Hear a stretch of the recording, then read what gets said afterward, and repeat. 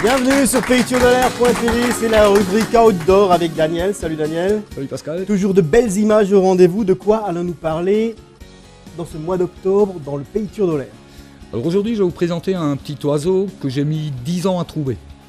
Ça fait une dizaine d'années que je le piste, ça fait 1 an que je sais à peu près où il est et ça fait 3-4 mois que je le photographie. J'ai enfin réussi à trouver l'endroit où il se situe en permanence.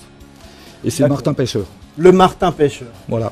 Alors comment on le trouve? Comment on sait où il niche et comment on arrive à le pister? Alors j'ai pas encore trouvé le nid. Je connais par contre ces endroits de pêche. Les nids c'est un peu plus compliqué. Il niche toujours dans des berges de rivière ou dans des talus sableux, mais essentiellement près des cours d'eau. Donc moi ce que j'ai souvent vu, c'est passer une flèche bleue depuis des années. Et là j'ai trouvé un de ces lieux de pêche. Donc à partir de là, il a fallu mettre tout un système d'affût et de perchoirs en place pour l'habituer à venir pêcher exactement là où je place mon appareil photo. Donc c'était vraiment un travail dans le temps. Et puis là, une fois que ces habitudes sont prises, c'est bonheur. On voit quelques images et on découvre cet oiseau magnifique en fait qui est super furtif. Alors il est très furtif quand il est dérangé, mais quand il est dans sa pratique de pêche, il peut rester devant vous 1 heure, 1 heure et demie, tout dépend. Comme il peut très bien ne rester que 30 secondes.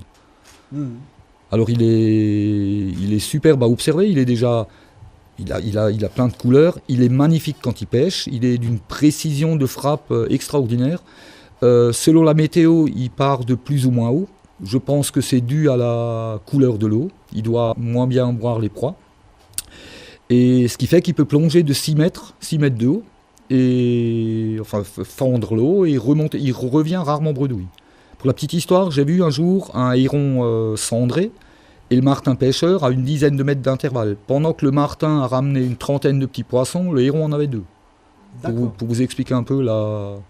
En tout cas, ce sont des clichés magnifiques. Combien de temps il faut se poster pour ramener une photo pareille? Là, j'y vais quand il fait nuit. En fait, il faut que je sois sur place avant qu'il n'arrive. Alors, malgré que l'affût soit en place, on fait toujours un peu de bazar en arrivant. On dérange, on fait du bruit dans les plantes aux alentours. Et puis, il faut me laisser le temps d'installer le téléobjectif et tout ça, quoi.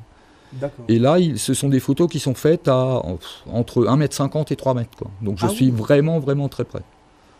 Je peux pas aller plus près, sinon je suis dans l'eau. D'accord, c'est vraiment... Ah oui, et il accepte cette il me voit pas. proximité. Il me voit pas en fait. Il faut éviter tous les mouvements, il faut éviter les bruits sourds. Il faut se faire oublier, quoi. Ah, complètement, ouais. Mais je suis dans un affût, complètement fermé, quoi. Donc voilà. Et c'est un oiseau qui chante? Alors, on peut pas appeler ça chanter. Il émet une espèce de bruit métallique, c'est un peu kikik, voilà son chant. Quand on l'a entendu, on le reconnaît, quoi. Et puis il s'annonce quand il vient. Avant d'arriver, il fait kikik et puis il est posé. D'accord.